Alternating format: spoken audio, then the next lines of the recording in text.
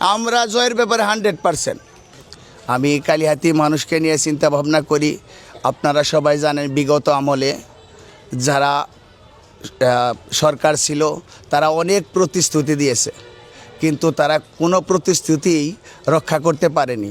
সবগুলাতে তারা ব্যর্থ হয়েছে।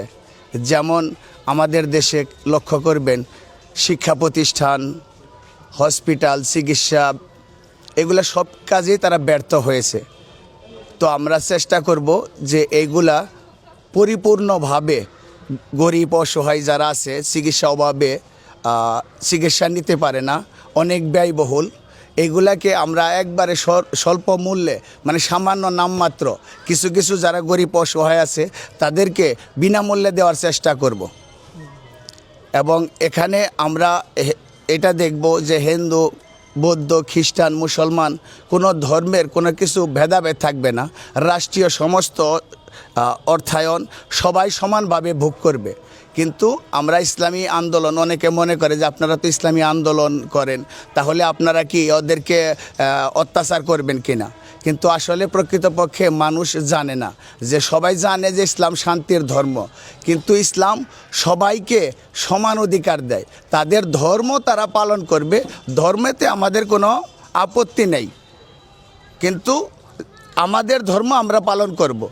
ধর্মের ক্ষেত্রে কোনো ভেদাভেদ নাই। তারা মনে করে যে আমাদেরকে হয়তো দেশ থেকে তাড়িয়ে দিবে, আমাকে অত্যাচার করবে, কিন্তু আসলে প্রকৃতপক্ষে সবাই সমান, রাষ্ট্রীয়ভাবে সবাই সমান অধিকার ভোগ করবে।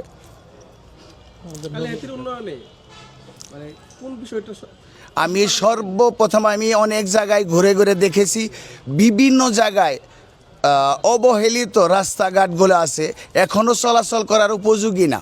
আমি সেগুলাকে মেরামত করব এবং বিভিন্ন রাস্তাঘাট যেগুলো আছে ভাঙ্গাচুরা, যারা সামান্য কিছু তালিজোড়া দিয়ে রাস্তাগুলো বানিয়েছিল, সেগুলাকে নতুন করে সুন্দর এক কালিহাতি করার জন্য টিকসই চেষ্টা করবো ইনশাল্লাহ।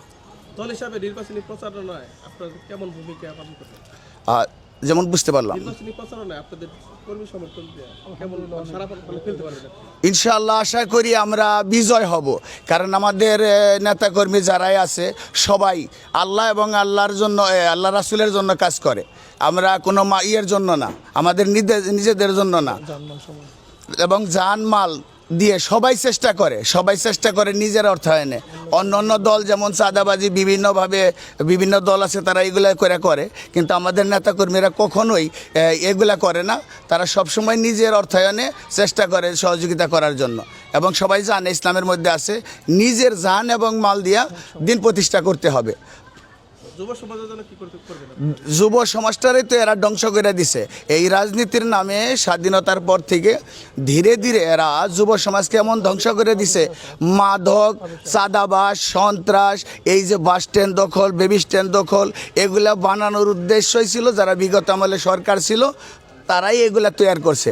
ইনশাল্লাহ আল্লাহ যদি বাঁচায় রাখে, আল্লাহ যদি আমাদেরকে সংসদ সদস্য হিসেবে কালিহাতিতে কবুল করে নেয়, তাহলে আমি অবশ্যই এগুলা থেকে সবাইকে মুক্ত করার চেষ্টা করবো ইনশাআল্লাহ। এবং এগুলা কোনোভাবেই থাকবে না।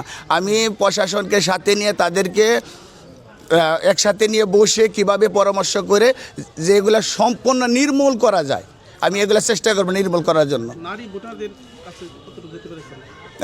আমরা এখনও তাদের কাছে যাই নাই, অবশ্যই আমরা যাওয়ার চেষ্টা করব। এবং আমাদের এই যারা আছে ইউনিট কর্মী আছে তাদেরকে দিয়ে হয়তো চেষ্টা করব। আপনাদের দোয়া চাই। এবার তো আপনার প্রবাসী ভোটার আছে আর নতুন ভোটার আছে, তাদের জন্য আপনি কি? আমি বিশ্বাস করি প্রবাসী ভোটার বেশিরভাগই ইসলামের দিকে ধাবিত হবে, কারণ প্রত্যেকটা মানুষ জানে আমরা বিগত আমলে অনেক সরকার দেখেছি, একটা সরকারও আমাদেরকে যা ওয়াদা দিয়েছে তা কখনোই পালন করে নাই। এবং এটাও জানে মানুষ যে ইসলামই একমাত্র সত্য, তারা কখনো ওয়াদা করে ভঙ্গ করে না। আশা করি আপনারাও দোয়া করবেন, আমরা কখনোই ওয়াদা করে ভঙ্গ করব না। জয়ের ব্যাপারে আমরা জয়ের ব্যাপারে 100%।